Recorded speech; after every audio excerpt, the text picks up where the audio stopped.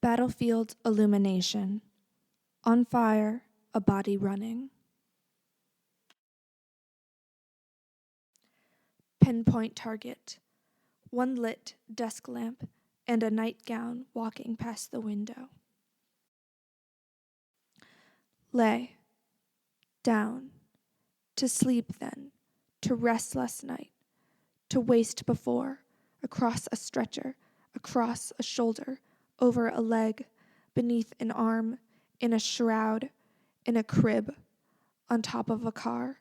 Chained to a bumper. Beneath a bridge. In town square. In the fountain. In the Tigris. Underwater, boiled from smart bombs. In a cellar. In backseat, counting street lamps strobing overhead. Under bomblets. Under tendrils of phosphorus. In a burnt silhouette. On a cot. Under a tent. Still holding your breath. Beneath dining table.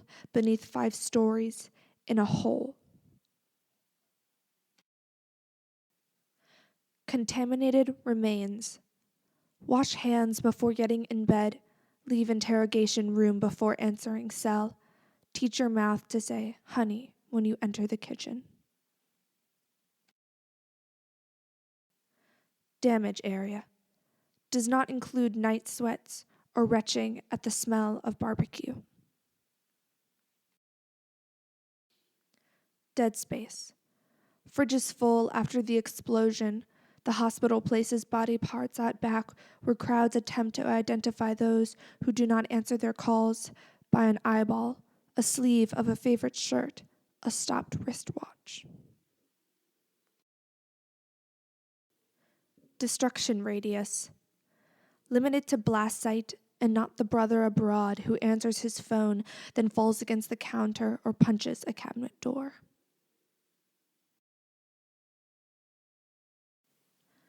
Safe house. Sanctuary, where we don't have to sanitize hands or words or knives. Don't have to use a scale each morning, worried we take up too much space. I scan my memory of Baba talking on screen, answering a question. How are you? I would ask and ask from behind the camera, his face changing with each repetition as he tried to watch the football game. He doesn't know this is the beginning of my scribing life. Repetition and change. A human face at the seaport and a home growing smaller. Let's search my father's profile.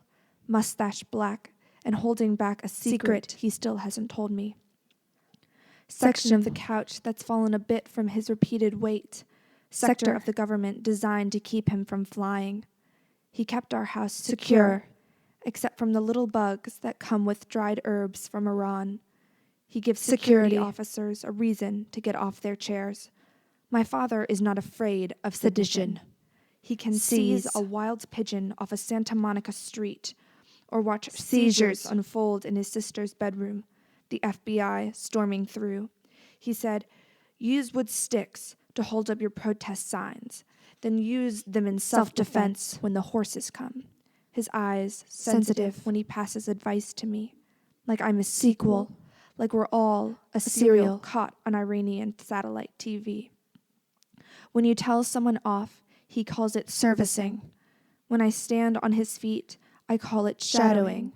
He naps in the afternoon and wakes with sheet lines on his face, his hair upright, the sound of shells, specify. The sound of mussel shells on the lip of the Bosphorus crunching beneath his feet. He's given me shelter and shielding, shown it's better to travel away from the shoal. Let them follow you, he says, from somewhere in Los Angeles, waiting for me. If he feels a shortfall, he doesn't tell me about it.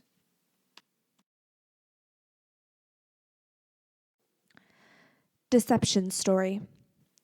Friends describe my disposition as stoic, like a dead fish, an ex said.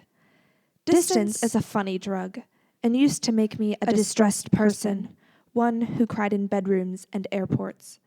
Once, I bawled so hard at the border, even the man with the stamps and holsters said, "Don't cry, you'll be home soon." My distribution over the globe debated and set to quota. A nation can only handle so many of me. Ditching class, I break into my friend's dad's mansion and swim in the Beverly Hills pool in a borrowed t-shirt. A brief diversion. My body breaking the chlorinated surface makes it, momentarily, my house, my division of driveway gate and alarm codes, my dress-rehearsed doctrine of pool boys and ping pong and water delivered on the backs of sequined Sparkletts trucks. Over here, Dolly, an agent will call out, then pat the hair at your hot black dome. After explaining what she will touch, backs of the hands at the breasts and buttocks, the hand goes inside my waistband, and my heart goes dormant, a dead fish. The last female assist I decided to hit on. My life in the American dream is a downgrade, a mere draft of home. Correction, it satisfies as drag. It is, snarling, what I carve of it alone.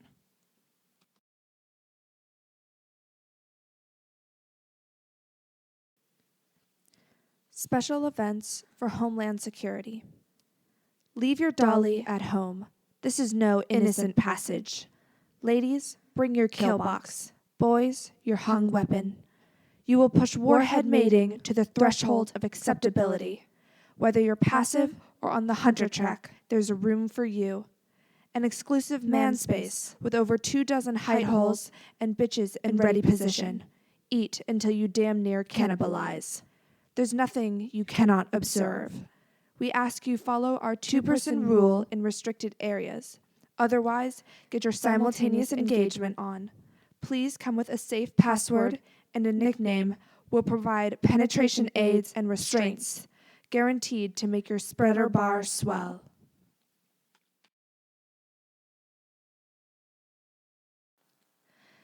Dear Intelligence Journal, lovely dinner party.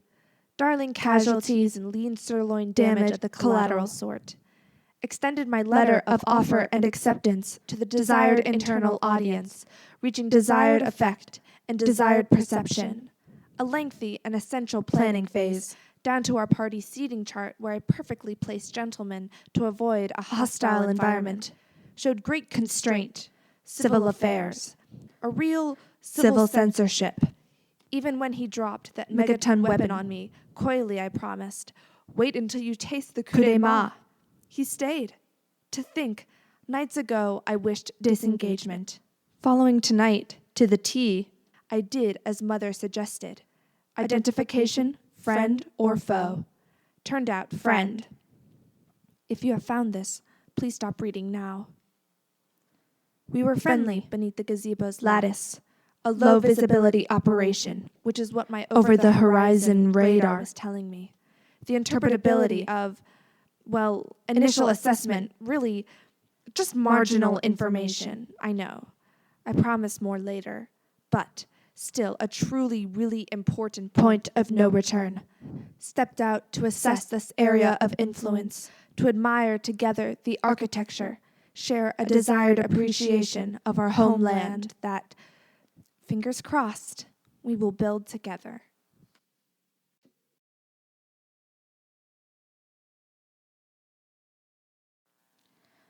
Free mail.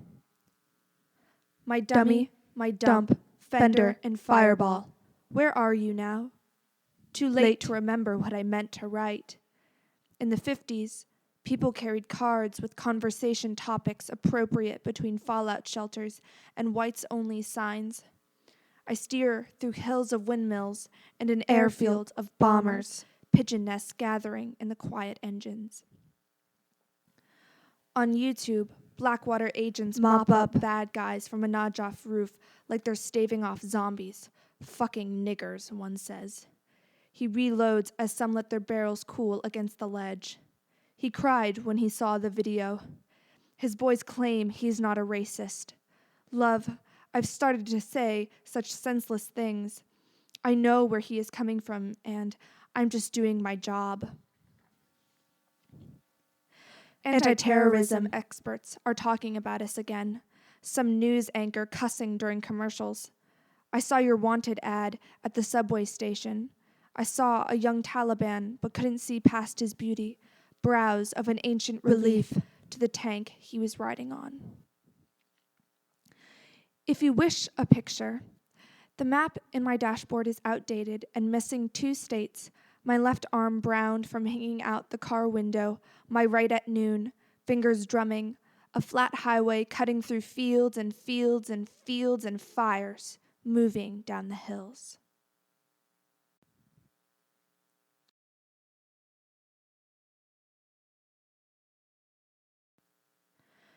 Force visibility. Everywhere we went, I went in pigtails no one could see. Ribbon curled by a scissor's sharp edge, the bumping our cars undertook when hitting those strips along the interstate meant to shake us awake. Everywhere we went, horses bucking their riders off, holstered pistols, or 2 Frenchies dancing in black and white in a torn-apart living room on the big screen, our polite cow faces lit softly by new wave cinema I will never get into. The soft whir of continuous strip imagery. What is fascism? A student asked me. And can you believe I couldn't remember the definition? The sonnet, I said. I could have said this. Our sanctioned Tunis. My covert pigtails. Driving to the cinema, you were yelling, "This is not yelling," you corrected in the car, a tiny amphitheater. I will resolve this, I thought. And through that resolution, I will be a stronger compatriot. This is fascism. Dinner party by dinner party, waltz by waltz, weddings ringed by admirers, by old couples who will rise to touch each other publicly. In intertheater traffic, you were yelling, and beside us, briefly, a sheriff's retrofitted bus. Full or empty was impossible to see. Breakup. In detection by radar, the separation of one solid return into a number of individual returns which correspond to the various objects or structure groupings. This separation is contingent upon a number of factors, including range, beam width, gain setting, object size, and distance between objects. I like to think years apart, and the distance between objects contingent on a number of factors before the moment I first saw you, a scaffolding a city walks beneath.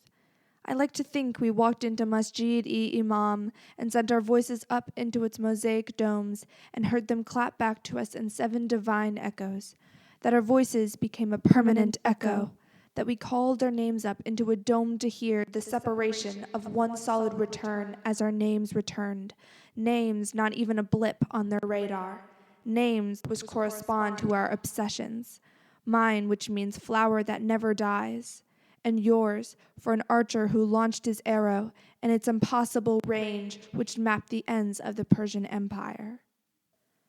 In imagery interpretation, the result of magnification or enlargement which causes the imaged item to lose its identity, and the resultant presentation to become a random series of tonal impressions, also called split up.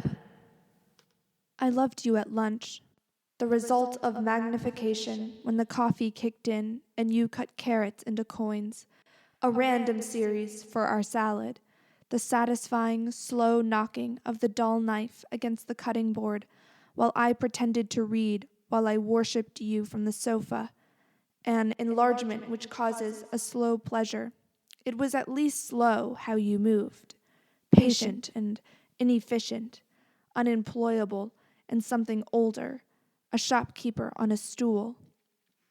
I like to think, years apart, split up, we walked into the bazaar and you bought a pocket watch, that we walked into Masjid-e-Imam and looked up into its mosaic domes, a series of tonal impressions we sent our voice up into to hear it return, hear it lose its identity in 7 echoes, was it?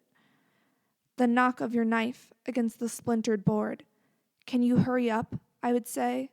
The way you, slow, it was pleasure, turned me over and started at the shoulders, then started at the heels, your hands moving up, so the resultant presentation was I saw all I would have to leave.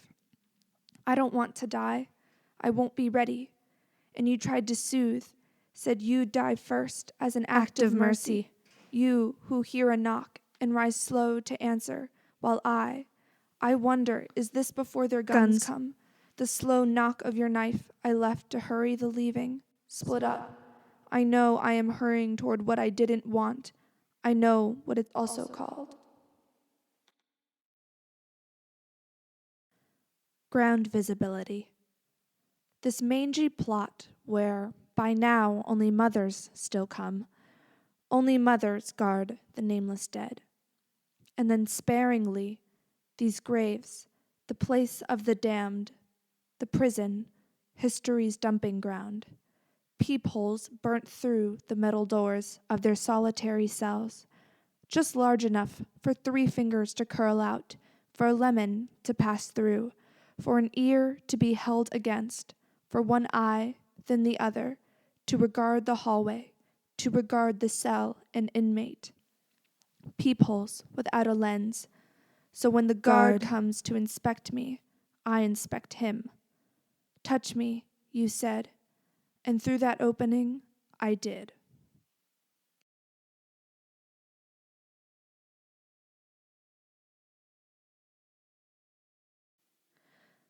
Desired appreciation. Until now that I've reached my 30s, all my muse's poetry has been harmless, American and diplomatic. A learned helplessness is what psychologists call it, my docile, desired state. I've been largely well-behaved and gracious. I've learned the doctors learned of learned helplessness by shocking dogs. Eventually, we things give up. Am I grateful to be here? Someone eventually asks if I love this country. In between the helplessness, the agents, the nation must administer a bit of hope, must meet basic dietary needs, ensure by tube, by nose, by throat, by other orifice, must fist bump a janitor, must muss up some kid's hair and let him loose around the Oval Office. Click, click, could be cameras, or the teeth of handcuffs closing to fix the arms overhead. There must be a doctor on hand to ensure the shoulders do not dislocate, and there must be Prince's raspberry beret. Click, click, could be Morse code tapped out against a coffin wall to the neighboring coffin. Outside my window, the snow lights cobalt for a bit at dusk, and I'm surprised every second of it. I had never seen the country like this. Somehow, I can't say yes. This is a beautiful country. I have not cast my eyes over it before. That is, in this direction, is how John Brown put it when he looked out from the scaffold. I feel like I must muzzle myself, I told my psychiatrist. So you feel dangerous, she said. Yes.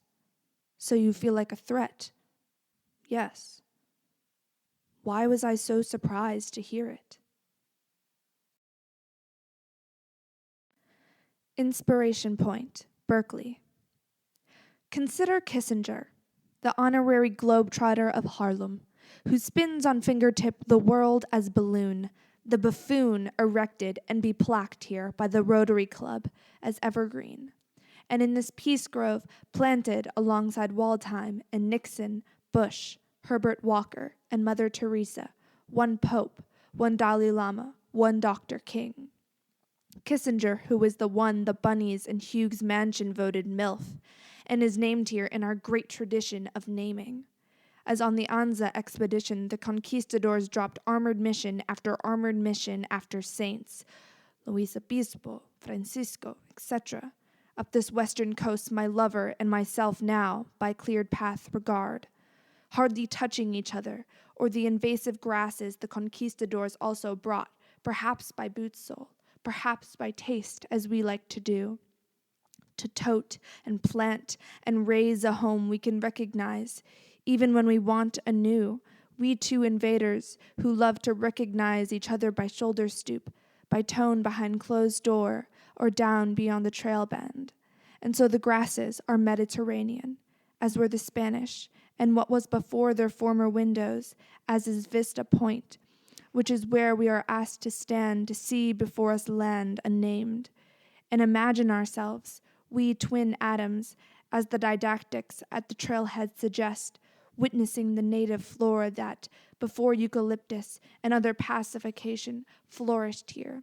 Didactics that provide a painted rendition of the lands, wild-flowered and alive, before the Spanish came and we came behind them, and there was not a one in the painting, not a bowl or blanket, not a toe or term of endearment, not a mother, not a swimmer in the painted pre-Spanish San Pablo Creek. Though there are realistically rendered salmon, there is nothing that has to do with this.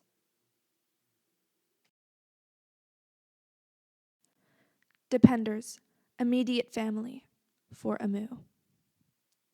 At the World War II memorial, FDR thanks women for sacrificing their sons and their nylons. Mother's oil supply lines of parachutes and what weighs shoots down, sailing toward tall grass or rock, a sky delivered by God. I'm told to say it plain. You did not want to fight, but family sent you to the front line, sons in neat lines, on call for the Lord. Your crib, your teddy bears, I want to say mother put a gun there. Blocks and blocks of boys with pistols in their lunch pails, lined up at the Army Experience Center, playing Call of Duty beneath the pacing of recruiters, shit-talking into microphones in select U.S. malls, while mothers shop the bed linens or grind coffee, grateful for the quiet home, for the empty backyards where boys would slam plastic cars together, their lips buzzing like copter blades.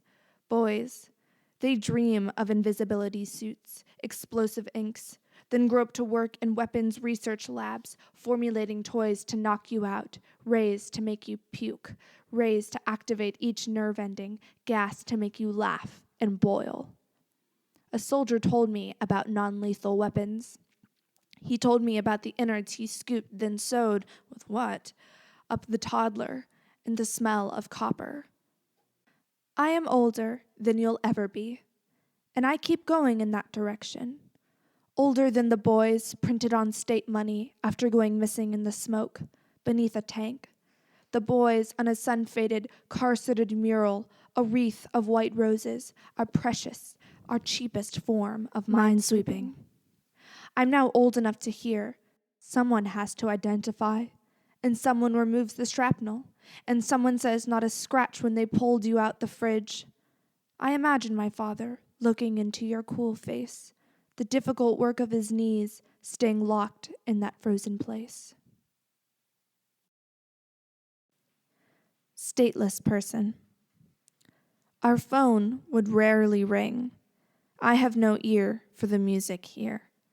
They would bury one, then another, the eldest son dropping in the grave to comfort the corpse, calling us months later because we were exiles or vagabonds, fugitives, past Sierras, past oil rigs in Texas, or waiting for the windshield to clear a frost, to expanding ovals where the Buick's heat hit, our eyes open to Kutsu, here where the dead cannot reach us.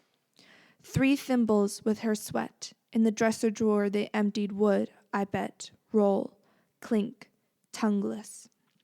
Gauze of soot, of skin sifted off where she scratched her head, licked her thumb to lift page after thin onion skin page, cloaks her mantle. Portrait of Imam Ali, dead husband, dead son. She stuffed plastic bags into plastic bags, clouds of them, some stuffed with cash. She who pled, eat, pled, pray, said, I pray for your soul, fasted, said, ask him, never once talked of love or, fondly, my husband. Still, would that I could lick the dust that like, I think it's, music will not reach us here. Just wet my fingertip, run alongside one sock drawer so that her sugar, Shiraz bits she tracked inside, I could eat, lick off her plastic tabletop whatever fell, grain by grain of her tiny tin teaspoon. Where her gold went, who gives a shit? I claimed her sugar bowl, white floral veils she prayed in, to take once her daily things, morning, one even, to step up her thinly carpeted steps, hear her dentures click and clap. I can't hear that music here.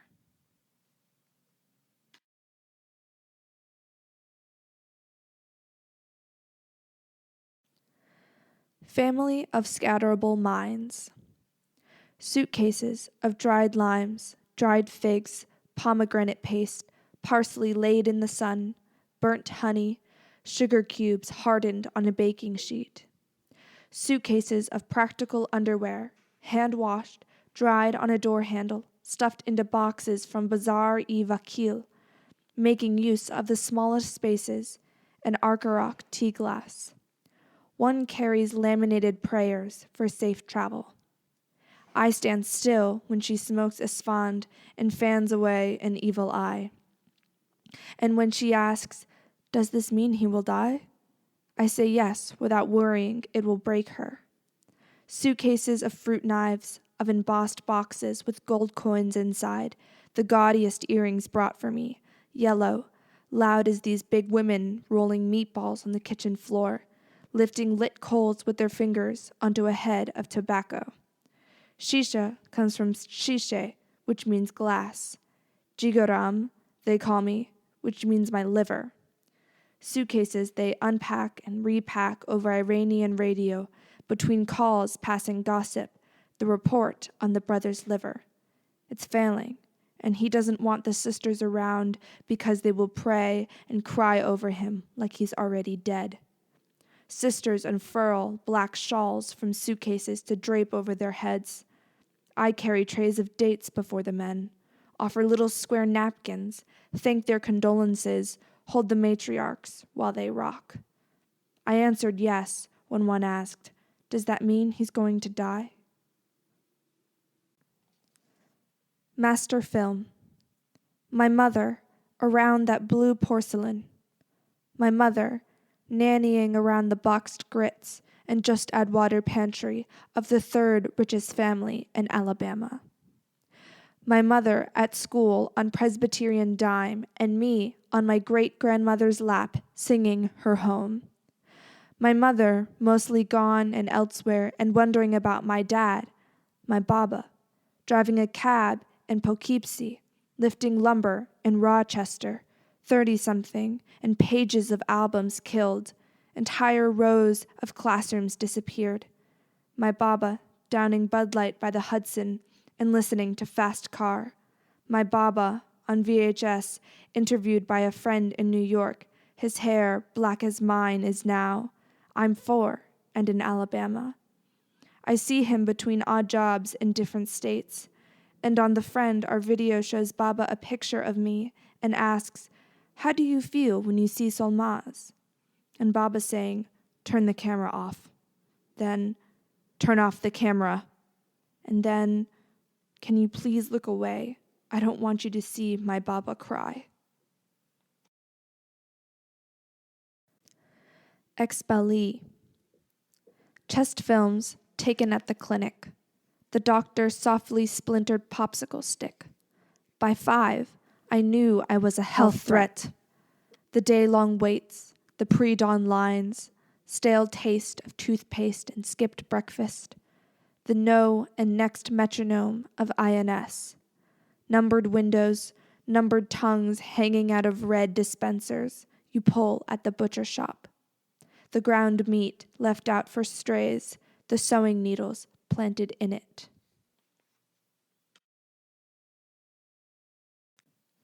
Mess hall. Your knives tip down in the dish rack of the replica plantation home. You wash hands with soaps pressed into seahorses and scallop shells white to match your guest towels. And, like an escargot fork, America, you have found the dimensions small enough to break a man. A wet rag, a bullet like a bishop or an armless knight of the Ku Klux Klan. The silhouette through your nighttime window. A quartet plays a song you admire. Outside, a ring of concertina wire circles around a small collapse. America, ignore the window and look at your lap. Even your dinner napkins are on fire. Theater. I dropped down against the mosque wall, curled my shoulders in, let my feet fall apart, tilting toward the rubble-dusted floor. Tried to still my lashes as rifles came clanging in, their muzzles smelling out fear, heated off a pulse. I was playing dead between the dead. A beast caught sight of my breath, blew off my face, said, "Now he's fucking dead." Soldier, home early, surprises his wife in Chick-fil-A. Soldier surprises family on the field during an NFL game. What a dramatic moment this is. Military dad, disguised as Captain America, surprises his son on his birthday. What's wrong? What's wrong? What happened? My buddy.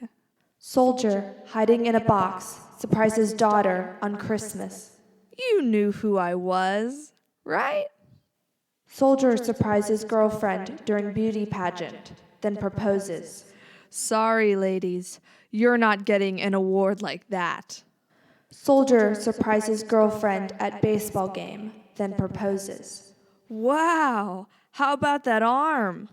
Soldier, home from deployment, proposes to his girlfriend right off the airplane. Ugh, of course. After being welcomed home, soldier proposes to his girlfriend. What does that say?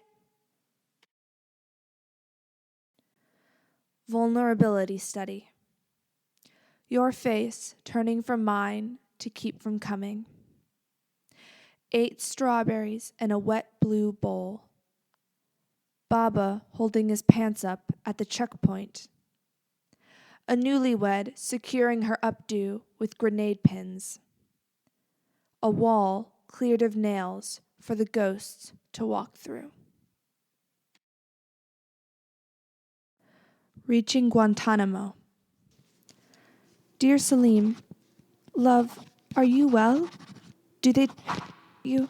I worry so much. Lately, my hair, even my skin. The doctors tell me it's... I believe them. It shouldn't... Please don't worry. In the yard, and moths have gotten to your mother's... Remember? I have enclosed some... Made this batch just for you. Please eat well. Why did you want me to remarry? I told... And he couldn't keep it. I would never... Love, I'm singing that song you loved. Remember the line that went... I'm holding that just for you. Yours.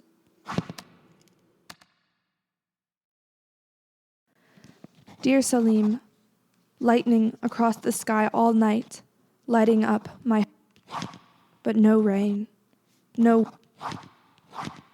When I get home, everything is... dust. One pair of... by the...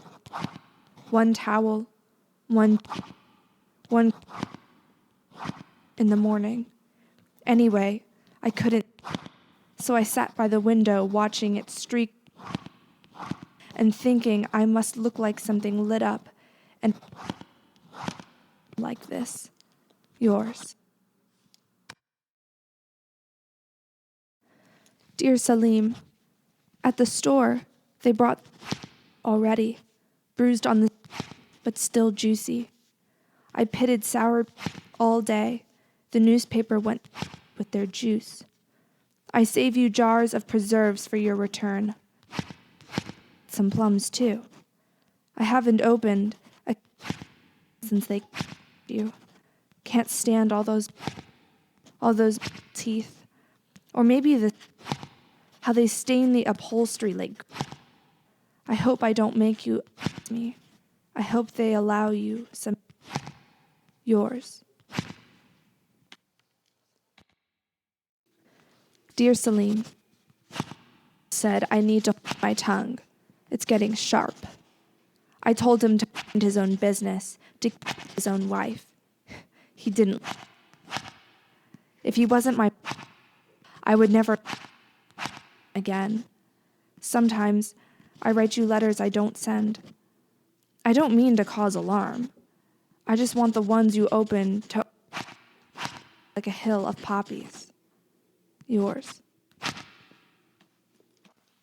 Dear Salim, have made a nest under our... And now the nestlings always... The queen of eggs has gone... And rice and tea. I don't know who decides things. Yours. Dear Salim, the neighbors got an apology and a few $1,000s. They calculate based on and age, the worth of a human. Hands shook as she opened. She took it out front and ripped it in a little pile and set fire to it right there, right in front of her. Says they'll send me a check for you. I would.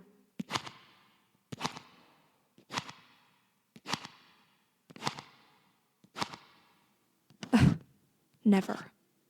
Yours. Dear Salim, I read some Hikmet, human country. The wife sends letters to her like I do. I don't read now. He was like you. Have the books, all of them. Can't stomach their... All those spines lined up on my shelf. How you would stand there, smelling the pages. Them. They all say the same story, and none tell ours.